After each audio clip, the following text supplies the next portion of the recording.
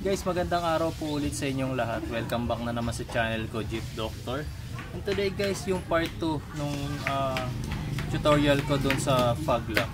So kung matatandaan nyo, last week nagkabit tayo ng fog lamp sa motorcycle. And then after yung installation, sinabi ko sa inyo na any additional electrical components sa ating motorsiklo hindi nakakayanin ng charging system, lalong lalo na to yung fog lamp na to. 55 watts ang isang bombilya niyan. So dalawa yan, 110 watts. So kapag pinagana niyo yan sa gabi, sigurado kung stock charging system ang gagamitin ninyo, madidiskarga yung baterya nyo. So sabi ko sa inyo doon, meron dalawang option na pwede nyo gawin to modify yung charging system nyo. It's either yung full wave na tinatawag o kaya yung fast charge na tinatawag. So ngayon guys, ang ituturo ko sa inyo is kung paano gawing fast charge yung ating motorcycle. Kaso guys, yung gagawin nating diskarte dito guys, hindi natin pwedeng gawing permanent yung fast charging kasi ang fog lamp nyo gagamitin nyo lang yan of course kapag gabi. So kapag ka umaga na hindi kayo gumagamit ng fast charge, hindi kayo gumagamit ng fog lamp, hindi kayo dapat naka fast charge kasi mag-overcharge yung battery nyo, masusunog yung mga electrical components nyo. So magkakaroon ng negative effect yung fast charge dun ngayon sa motorcycle nyo. Ang kaso, paano natin ang tanong dyan guys is paano natin gagawin na magiging automatic yung fast charge. Yun yung ituturo ko sa inyo ngayon guys. Tuturuan ko kayo kung paano gawing automatic ang fast charge. Gagana lang siya pag naka on yung fog lamp. Tapos kapag pinatay nyo na yung fog lamp, automatic babalik sa dating charging system. Sa stock charging system yung inyong stator, tsaka yung inyong rectifier. Kumbaga kailangan natin ng magkabit ng device doon sa ating rectifier. So panoorin niyo yung video na to para mas maintindihan niyo ako. Guys, itong rectifier ng ating motorcycle, yan. So meron niyang 4 pin. Yan, 4 pin. Meron isang red wire, merong white and red wire, black wire, and then yung isang yellow wire. So ang purpose ni rectifier guys is kasi from itong stator natin is AC, alternating current. So kailangan niya i-convert ngayon yung alternating current to DC kasi yung battery natin is direct current. Kumbaga may polarity, may positive and negative. So yun yung purpose ni rectifier. And then also to limit yung pagkakaroon ng overcharging. So yung fast charge guys, so hindi ko na masyadong i-explain si rectifier and then si stator. Diretso na tayo dun sa main topic natin. Para mag fast charge guys, yung ginagawang diskarte dyan is kinakat itong yellow wire na to.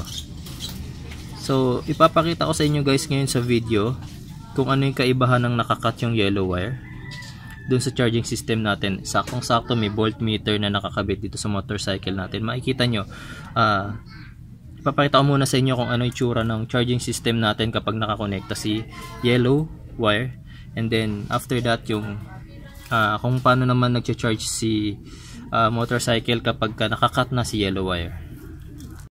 Guys, ito ngayon nakakabit yung yellow wire dun sa ating rectifier. Tapos check natin yung maging reading ng voltmeter natin. Yan.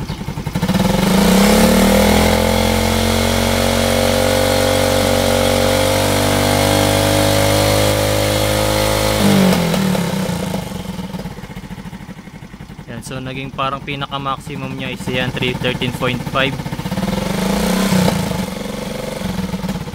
Yan. Guys, so ito naman siya kapag nakakat yung yellow wire. So tinanggal ko yung yellow wire dito sa rectifier. So ganito magiging reading ng ating voltmeter.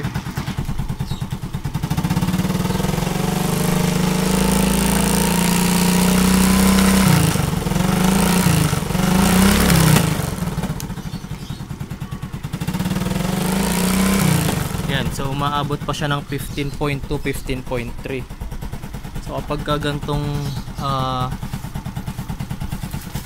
umaga, hindi naman tayo masyadong gumagamit ng mga electrical components lalong lalo na yung fog lamp na kinabit. Hindi naman natin yung ginagamit pag umaga. Kaya dapat pag umaga yung yellow wire na yan, babalik yung connection sa rectifier. Para sa gagawin natin ngayon ng mga kailanganin natin, relay socket, of course electrical tape, wires, syempre yung tool natin, cutter, and then yung pinaka-importante, yung pinaka-vital is yung relay. Guys, yung relay na gagamitin natin dito, hindi ordinary yung relay na mabibili ninyo sa auto supply. May code yan. Hindi ito yung first time na ipapakita ko sa inyo ang relay na to. Ang tawag sa relay na to guys is change over relay. Ito yung ordinaryong relay na tinutukoy ko. Ito kadalasan mabibili nyo sa auto supply. Pero be specific guys, kailangan ganito yung relay na makuha nyo. Change over. Kasi ito, pag nagkaroon na ng switch 85 and 86, from 30 magkakaroon ng power yung 87, yung dalawang 87 terminal. Itong isang klaseng relay na to, ang rest position niya nasa 87 dito sa gitna. So kapag wala pang trigger sa 85 and 86, yung 30 nakakonekta pa yan going to 87.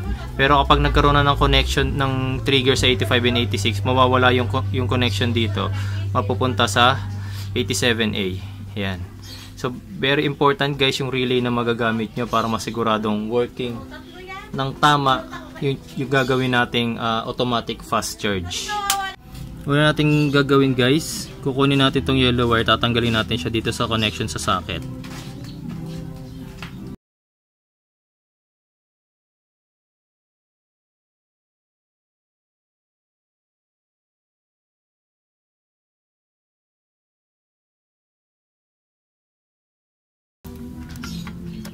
Yan. Siya lang yung kailangan natin tanggalin guys, kasi yellow wire lang naman ang kinakat para magkaroon ng fast charging. Tapos ito pa rin yung ibabalik natin direkta dito sa ating rectifier. Guys, ito yung una nating ikakabit sa relay socket, yung number 30 terminal. So dito natin yan ikakabit guys sa yellow wire. Yan, yellow wire na yan, galing yan sa stator natin. So female socket yan, pwede nyo yan putulin na lang tapos i-splice yung wire, o kaya gagamit kayo ngayon ng male terminal. Itong male terminal na to.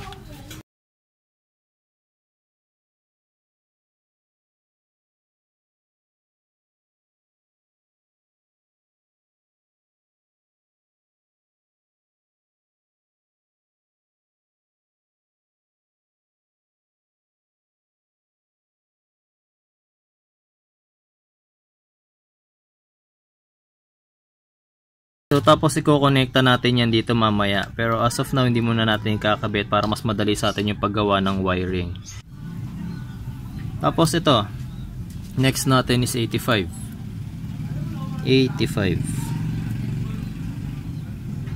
Yan, 85. Body ground natin ikakabit yan. So kakabitan ko lang yan ng I terminal. Ito I terminal.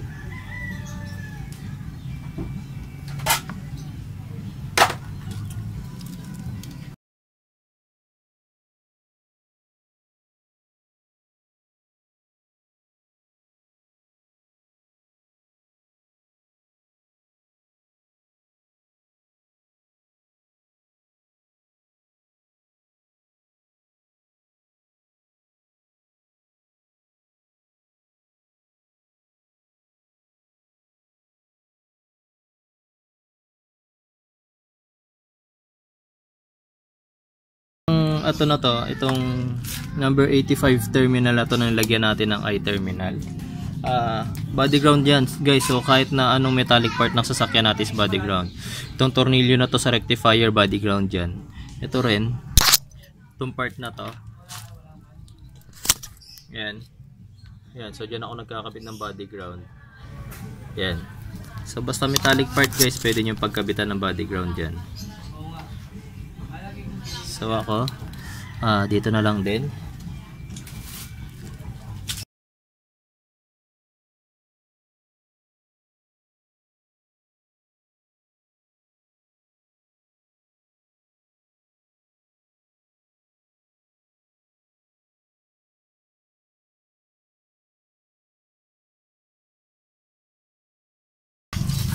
guys, so tapos na tayo with 30 and 85.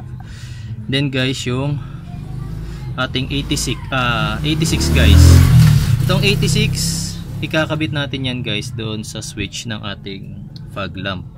So yung switch ng fog lamp ngayon na yun guys, yung mag-on sa ating fog lamp, diba? Kaya nga kailangan gagana lang itong fast charge pag naka-on si fog lamp. So kailangan may kabit natin yung 86 sa switch ni fog lamp. Yan guys, so ito yung aking switch ng fog lamp. So tulad nung last tutorial na sinabi ko doon sa inyo nung nagkabit ako ng fog lamp, temporary lang yung wire na yan kasi nga wala naman akong intention magkabit talaga ng fog lamp. So para lang to sa tutorial ko, kaya after this tutorial di-disconnect ko na rin lahat ng kinabit ko na fog lamp. Kaya ito yung switch ko. So yung isang terminal ng switch nakakonekta yan sa accessory wire. Ito yung accessory wire. Meron niyang power kapag naka-on yung ignition switch natin. Then yung other terminal, syempre papunta dun sa relay. So para mas maintindihan nyo guys itong video na to, kasi nga kung ang panonoorin nyo lang is itong video ng pagkakabit ng automatic fast charge, pero hindi nyo naman napanood yung video kung paano magkabit ng relay, probably mahihirapan kayong intindihin. So mas maganda panoorin nyo yung video ng pagkakabit ko ng fog lamp para mas maintindihan nyo rin maigi kung paano gagana itong automatic fast charge natin. So itong wire na to guys, yung papunta dito sa ating relay socket, sa ating number 86 terminal din yan naman ng relay ng ating fog lamp. Yan, dalawang fog lamp, may number 86 terminal yan. Siya kasi yung trigger. Yan.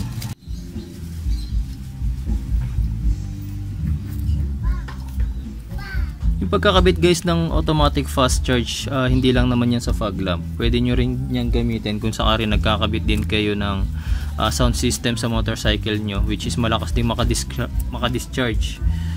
So yan, number 86 terminal, itong violet wire na to, ikakabit natin sa switch ng fog lamp. So magkakaroon yan ng trigger guys kapag inon na natin yung switch.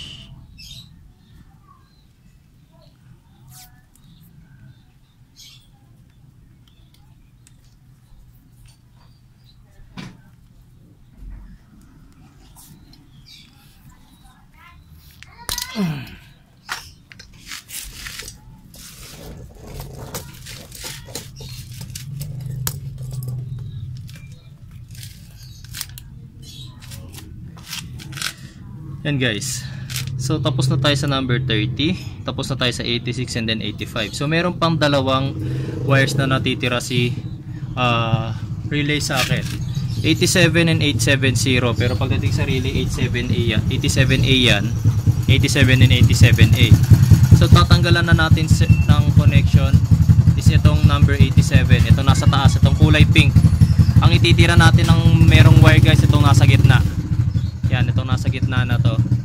Yan lang ang kailangan matira na merong connection dyan. Yan gagawin ko. Pwede nyo bunutin na lang tong wire na to, o kaya balutin nyo na lang yan ng electrical tape tapos i-disable nyo. Ganun lang, pwede na yon. Tapos itong nasa gitna na to, na terminal, yan. Ito rin yan, nasa gitna rin na terminal ng relay. Yan lang yung paggaganahin natin ngayon. So yun ngayon ang i-connecta natin. Yan, tanggalin dito sa ating rectifier, sa pin kung saan nakakonekta din yung yellow wire.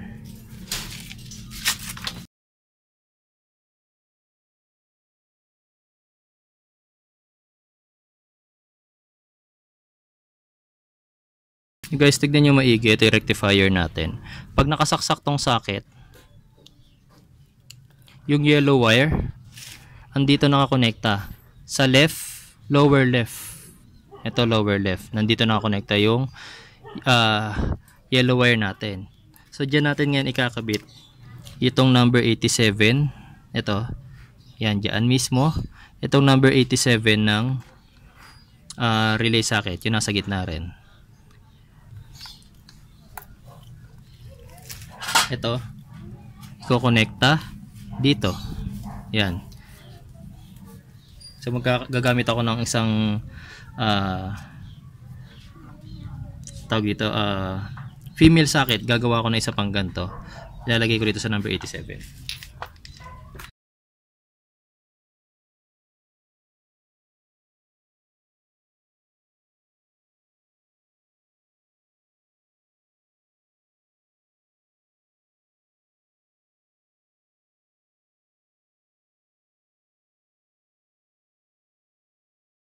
So gagawin ko guys,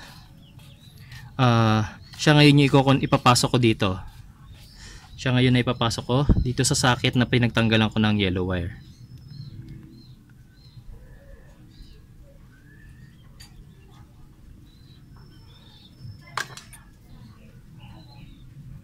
Ayan. Kailangan pasok na pasok siya. Para pagka kinabit natin sa relay, ay sa rectifier, sure tayo na wala magiging problema sa connection. Ayan. So itong isang 87, babalutin ko na to ng electrical tape since hindi natin yan gagamitin. At hindi talaga natin yan pwedeng gamitin.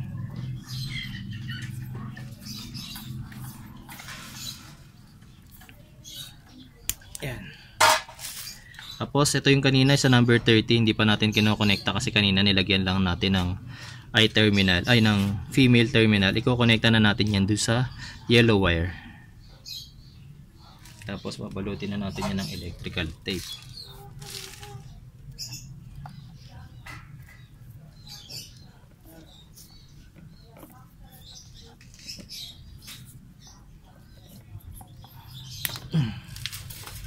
Tapos yung rectifier, ibabalik na natin sa chassis. Mount muna natin sa chassis.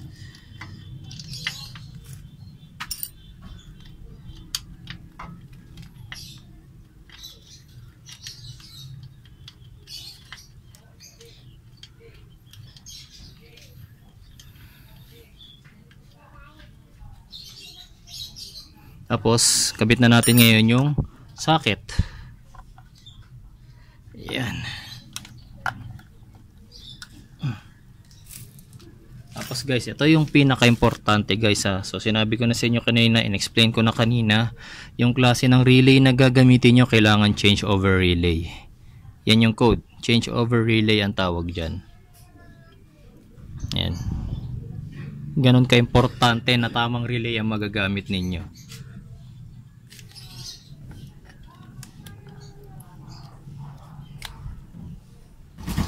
And guys, so umaandar na yung ating motorsiklo. Tapos na yung connection ng ating relay, diba? Tapos na rin i-connect lahat ng gagawin para sa automatic fast charge. So for the meantime guys, disconnect ko muna yung connection ng fog lamp. Ang tinira ko lang buhay is yung switch nya para makita nyo lang yung difference ng naka-automatic fast charge sa hindi. So ayan, naka-off pa yung switch. So ibig sabihin naka-off pa yung fog lamp natin. Kapag ni-revolution yan,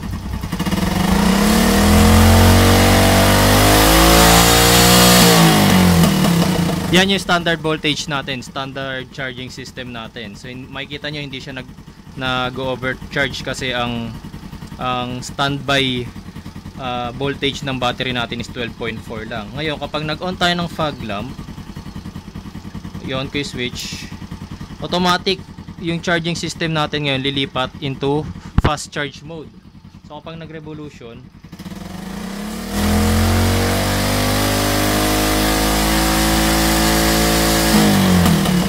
ayan. So nakita nyo guys, pumapalo siya ng 15 volts. Yun ngayon yung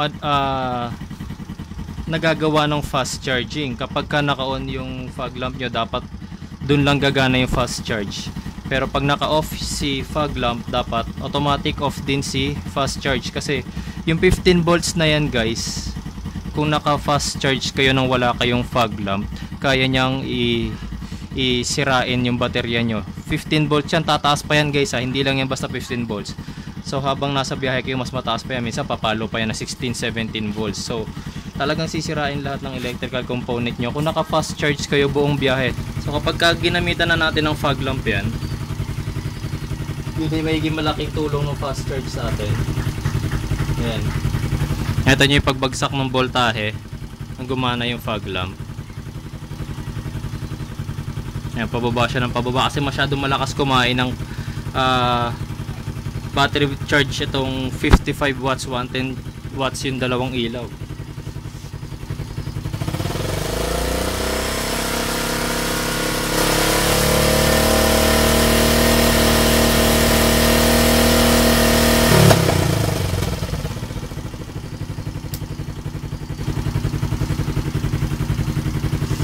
Guys, so nung pinatay ko na yung fog lamp, namatay na rin yung automatic fast charge. Bumabalik na siya ngayon sa sarili niyang charging system.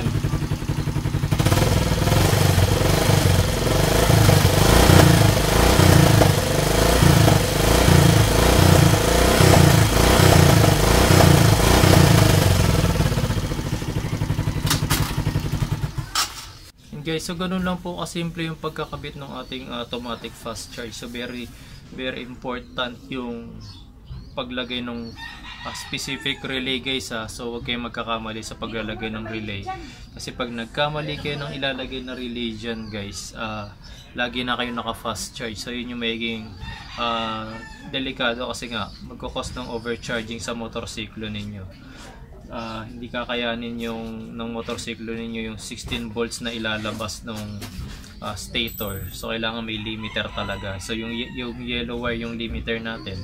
Kaso kung mali yung may lalagay nyo na relay, hindi gagana ng tama yung automatic fast charge na kinabit natin. Tapos yung battery rin kasi, very important din yung role niya, kasi nga syempre ang base voltage ng battery 12.6, minsan 12.4 lang. So sa charging system natin kailangan talaga tumataas yan every time na umaandar na yung makina natin.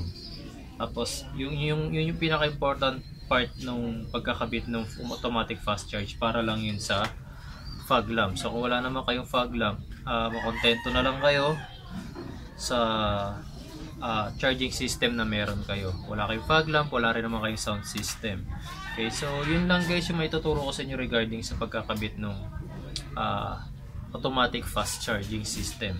So para mas maintindihan nyo, tulad na sabi ko kanina, panoorin nyo kung paano ko kinabit yung fog lamp, para maintindihan nyo rin kung gaano kalaki yung ibinabagsak na voltahe kapag walang fast charging. Okay, so yun lang guys. So maraming salamat sa inyo.